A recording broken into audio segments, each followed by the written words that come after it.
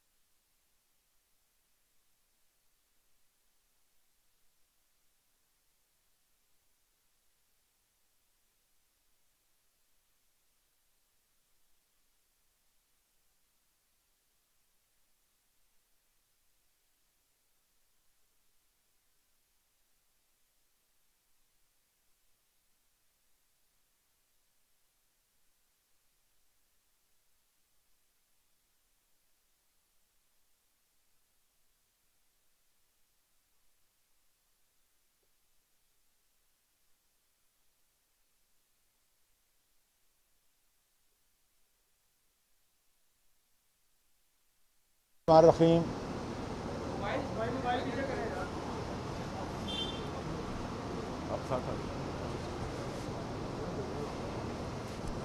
بسم اللہ الرحمن الرحیم.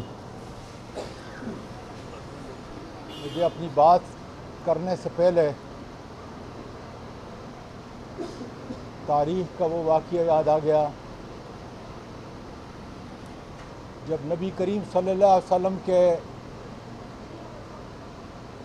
انتہائی محبت رکھنے والے حمزہ رضی اللہ تعالیٰ عنہ کفار اور مشرکین کے ظلم سے, زیادتیوں سے ان کی حق کی آواز دبانے کے لیے اپنے اللہ کی طرف دیکھا اور کہا کہ کب ہمیں یہ اجازت ملے گی کہ ہم تلوار اٹھائیں. انصاف کے حصول کے لیے وہ پکار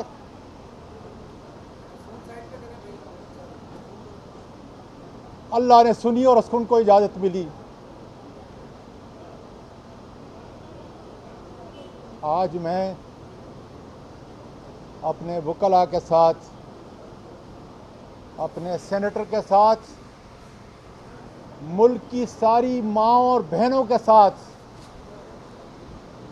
اپنی آرم فورسز کی ان ماؤں کے ساتھ جن کی کوکھ سے میری آرمی اور آئی ایس آئی کے جوانوں نے جنم لیا,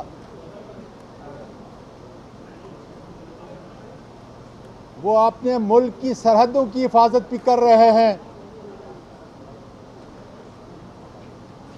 اور انہوں نے یہ عزم کیا ہے کہ ملک کے اندر وہ ہماری عزت ناموس کے چوکیدار ہوں گے.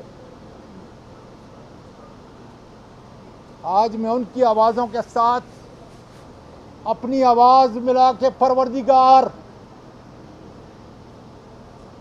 تیری رحمت کے دروازے کیوں نہیں کھلتے, کیوں مجھے انصاف نہیں ملتا, کیوں پاکستان کی ماں کو انصاف نہیں مل رہا, اس سے بڑھ کر بڑی عدالت کون سی ہے, ان سے بڑھ کر بڑے ججز کون سے ہیں, کس جگہ میں ان ساری بیٹیوں کا, ان ساری ماؤں کا مقدمہ لے کے جاؤں. اے اللہ, تو نے تو سورت نور کے اندر یہ فرمایا کہ اگر کسی کے گھر پہ جاؤ 3 بار دستک دو، اگر اجازت نہ ملے تو واپس چلے جاؤ۔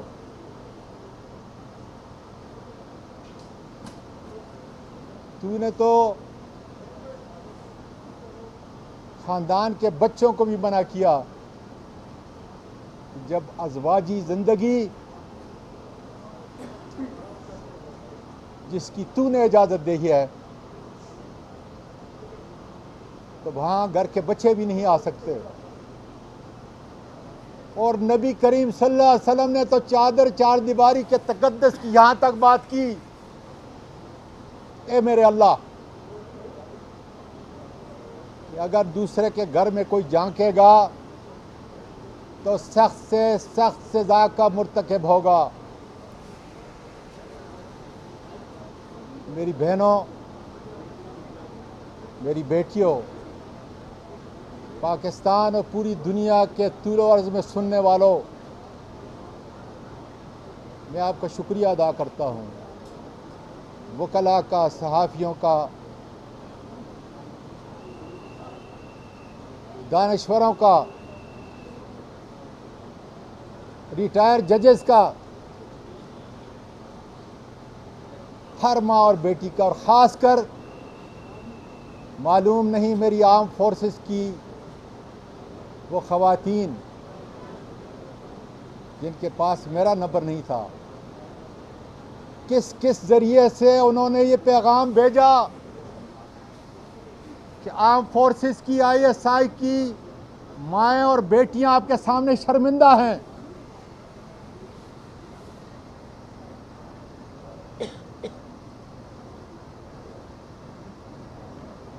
میرے پاکستان میں رہنے والوں، میں اپنے بیٹوں کو، اپنی بیٹی کو زیادہ وقت نہیں دے سکا، کیونکہ نان نفقہ کی جنگ کے اندر 16 گھنٹے کام کرتا تھا۔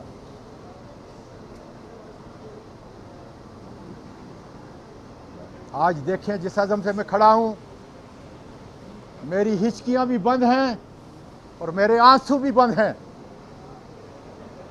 اس لیے کہ یہ مقدمہ میں اپنا نہیں،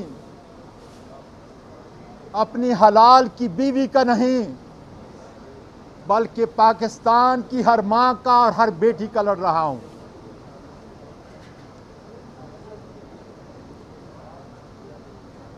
ویکنڈ تھا کل،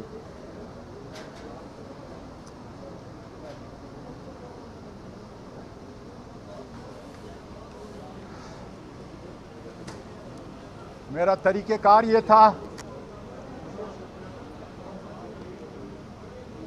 جب بھی میں ڈنر پہ جاتا تھا اپنی 3 معصوم تتلیوں کو سامنے بٹھاتا تھا، پھر پوچھتا تھا ڈنر کرتے کرتے کہ ان کا دن کیسے گزرا۔ ویکنڈ پہ ان کی دادی، ان کی ماں اور وہ تینوں ناشتہ ایک جگہ کرتے تھے۔ کل صبح وہ نہیں تھیں،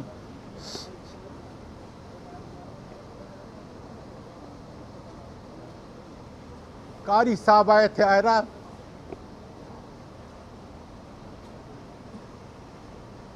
جو تمہیں قرآن پڑھاتے تھے، جب تم سر پر دوپٹہ ڈال کر کرت کرتی تھی تو تمہارے ہاتھ پر چاند تارا بناتا تھا۔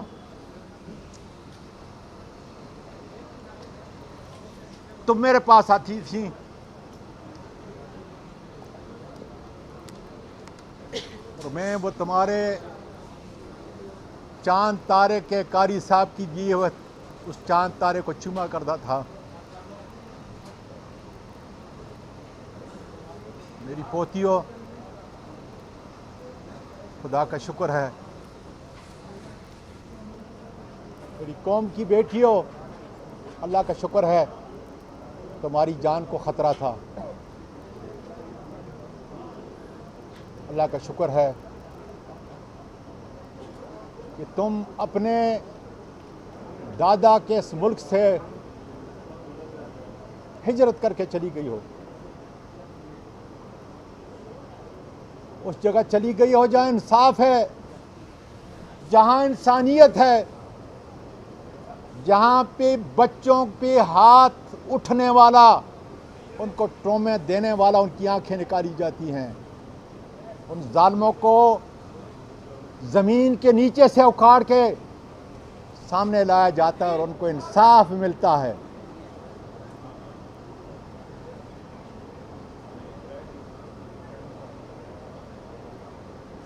باجوہ صاحب، میں آپ کا شکر ادا کرتا ہوں کہ آپ نے اپنے دست راست کے ذریعے جو پیغام بھیجا کہ مجھے انصاف ملے گا،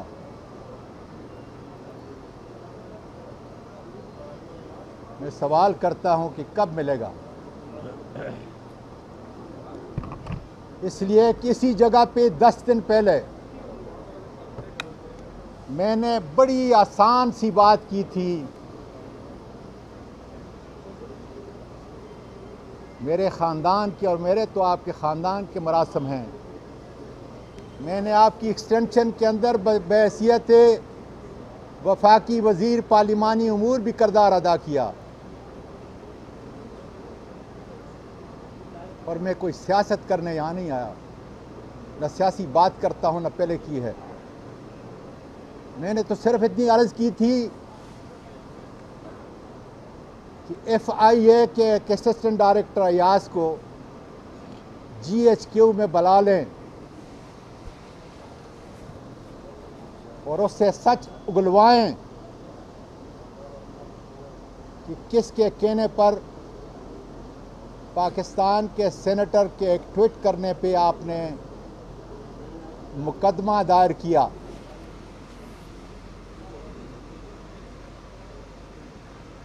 کس کے کہنے پر میرے گھر پہ ریڈ کیا گیا، کس کے کہنے پر گھر کے اندر تشدد ہوا، کس کے کہنے پر ایاز اسسٹنٹ ڈائریکٹر گاڑی چلا رہا تھا اور 3 نامعلوم شخصیات کون تھی جنہوں نے گھر سے لے کر سائبر برانچ اسلام آباد ایف آئی اے کے اس پولیس اسٹیشن تک 1 گھنٹہ، 1.25 گھنٹہ یا 1.5 گھنٹے کے عرصے کے اندر تشدد اور انسانی حقوق کی دھجیاں اڑا دیں۔ رستے میں کون سی جگہ انہوں نے مجھے اتارا، زبردستی بے لباس کیا، وہاں جو کچھ میں نے سنا، اتنی سی درخواست تھی، اتنا بڑا ظلم کیا پاکستان کا میری آرمی کی بچیاں اور بیویاں جو ہر گھر میں میری آواز کو سن رہی ہیں، اپنی ماں کو اور اپنے باپ کو انصاف دینے کے لیے اٹھ نہیں کھڑی ہوں گی؟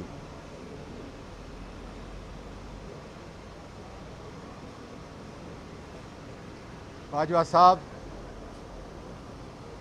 آج وہی شیطان نفس لوگ،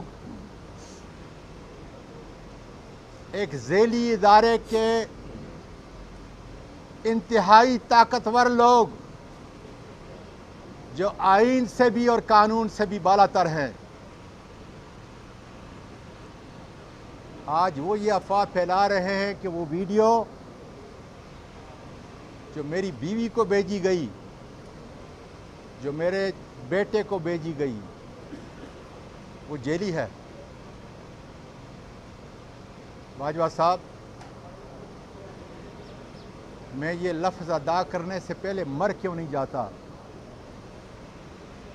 لیکن مرنے سے پہلے مجھ پر قرض ہے मेरी उन तमाम पाकिस्तान की 11 करोड़ बच्चियों, बेटियों, माँओं और बहनों पर मैं उस कर्ज को अदा करने के लिए कह रहा हूं, वरना मेरी ज़बान जवाब दे चुकी है।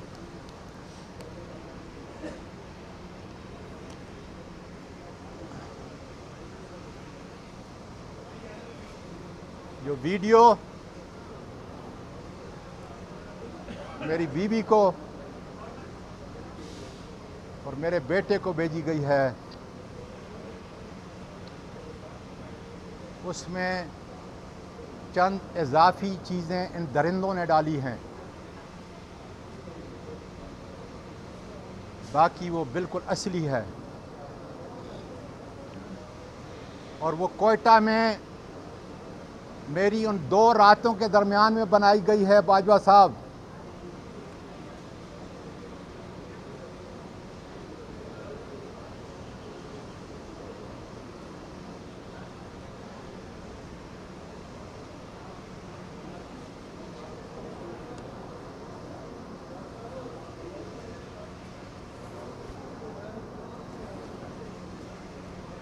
ये एक पाकिस्तान की माँ और पाकिस्तान के एक बाप की कहानी है।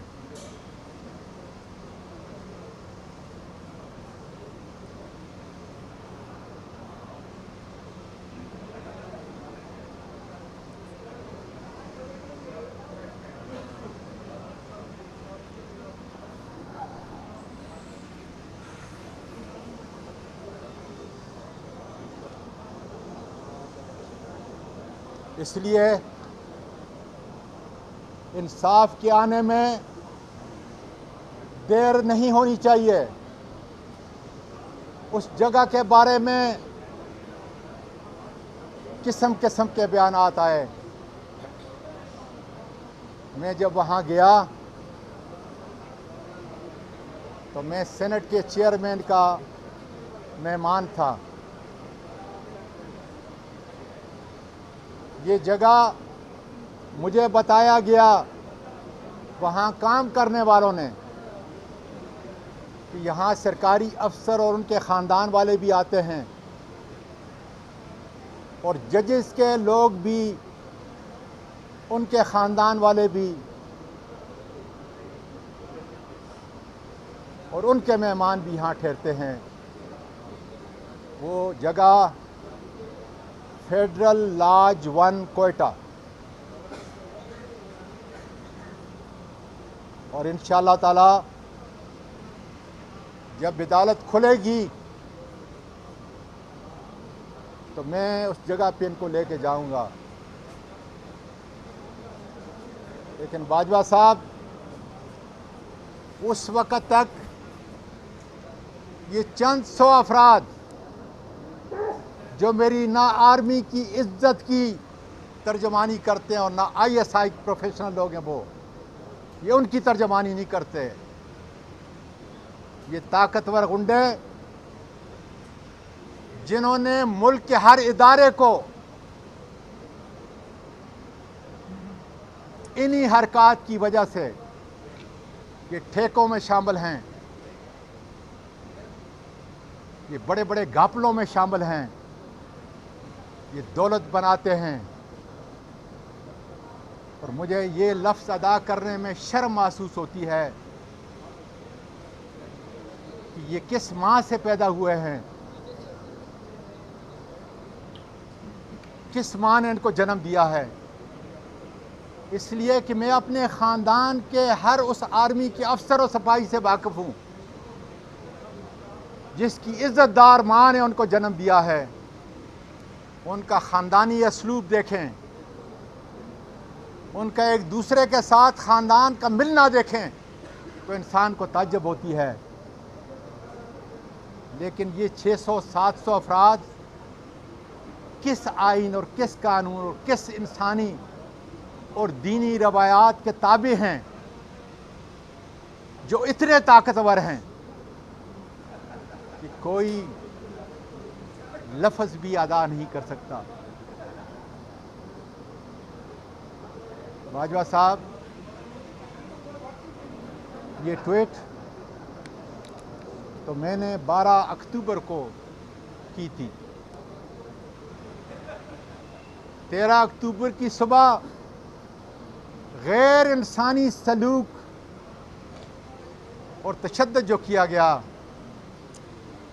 کیا یہ بھیڑیے اس سے بھی مطمئن نہیں ہوئے کہ انہوں نے ایک ماں اور ایک باپ کے تقدس کو پامال کیا؟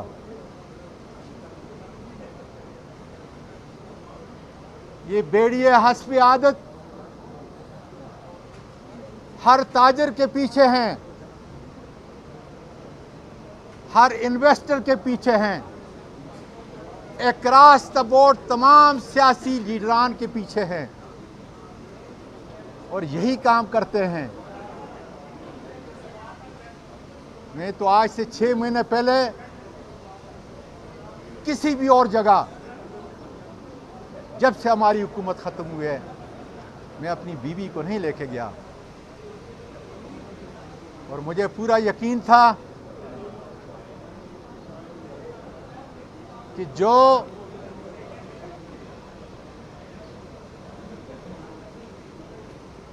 مجھے مہمان ٹھہرا رہا ہے، جس جگہ ٹھہرا رہا ہے، وہ بڑی عزت والی ہے. وہاں کون پہنچ سکتا ہے؟ کس نے اس بلوچ کی عزت کو تار تار کیا؟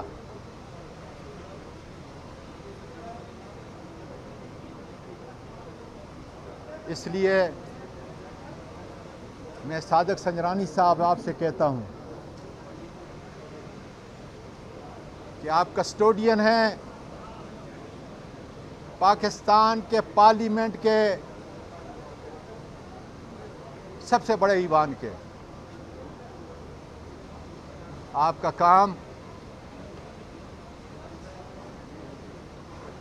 میری بیٹیاں جو سینٹ میں بیٹھی ہیں، میری بہنیں جو سینٹ میں بیٹھی ہیں، اور میرے بھائی شادی شدہ جو ہیں، ان کی عزت کی حفاظت کرنا ہے. یہ کرسی آنے جانے والی چیز ہے. اپنی بلوچ روایات کو، پاکستان کی روایات کو، اپنے دین کی روایات کو نہ چھوڑو. آج اگر تم یہ استعفیٰ دو گے اور تمہیں میرے اخلاق کا، میرے دینی اقدار کا، میں بہت گناہ گار ہوں، میری دینی اقدار کا علم ہے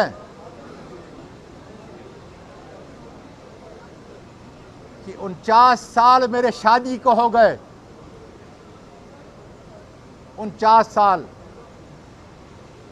تمہیں چاچی کی عزت کا، تقدس کا بھی خیال ہے. میرے الفاظ آگے نہیں کہ کیا بیان کروں. کس بات کی تحقیق کے لیے آپ نے یہ کمیٹی جو ہے، نام نہاد کمیٹی بنائی ہے؟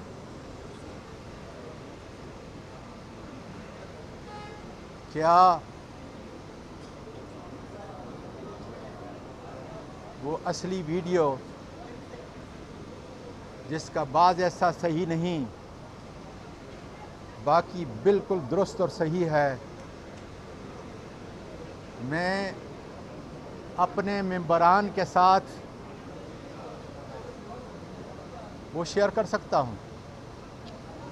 اس عدالت کے سامنے شیئر کروں گا، اس لیے کہ میری بیوی ان کی بہن ہے، یہ امین ہیں، انصاف دلانے والے، اور میں بتاؤں گا اس کو، اس عدالت کو،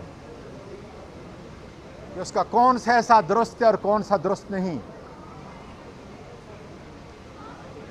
میں بتاؤں گا اس عدالت کو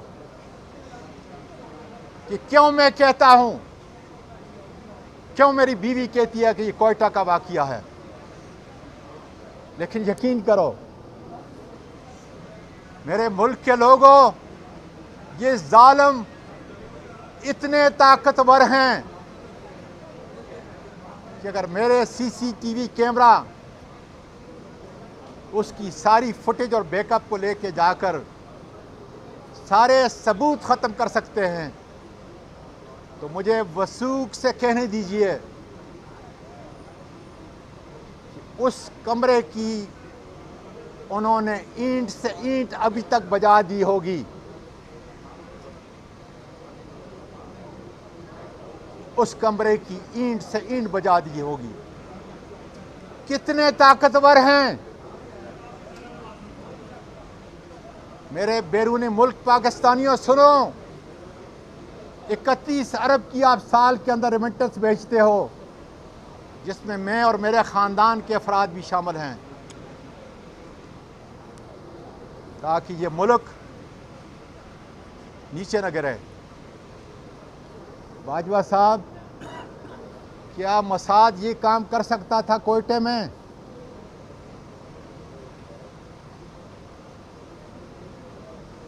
انڈیا کی ایجنسی کا کیا نام؟ کیا رہا یہ کام کر سکتا تھا کہ سواتی کے پیچھے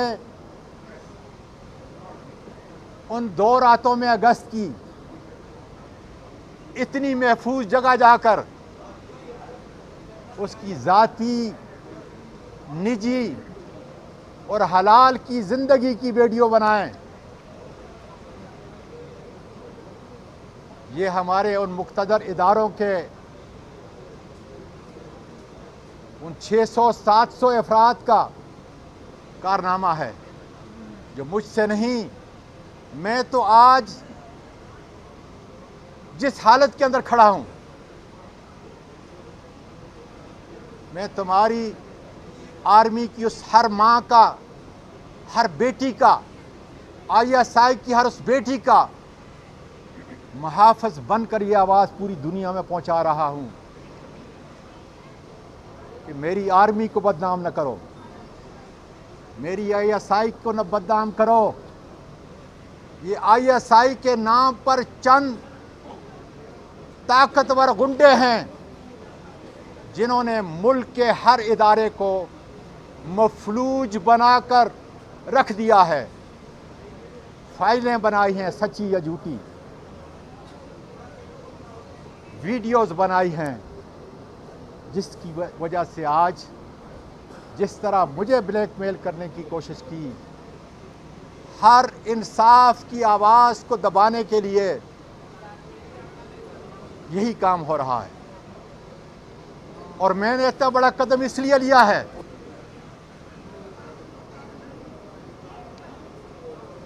کہ مجھے اپنی موت کی فکر نہیں۔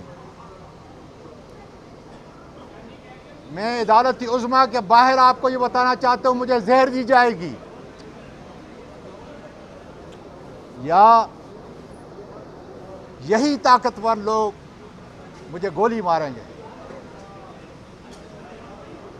لیکن میری حق کی آواز کو، غیرت کی آواز کو، نفرت کی آواز کو، غصے کی آواز کو پاکستان کے تاریخ کا مورخ انشاءاللہ تعالیٰ لکھے گا۔ یہ زندہ جاوید ہوگا کہ ہاں، اس ملک کا ایک سپوت جو 26 سال میں ہجرت کر کے ملک سے گیا، 2001 کے اندر آیا، اس ملک کے بڑے بڑے ایوانوں میں اس نے ترجمانی کی، اخلاق کے ساتھ، ایمانداری کے ساتھ اور اللہ تعالیٰ کی حفاظت کے ساتھ۔ آج اگر وہ ان چند 100 لوگوں کی غلاظت کا نشانہ ہے، تو پھر کون سی ماں اپنے خامند کے ساتھ دوپٹہ پہن کر کسی ہوٹل میں اس قسم کے محفوظ لاجج کے اندر رات بسر کر سکتی ہے؟ یہ ہے میرا سوال اور یہ ہے میرا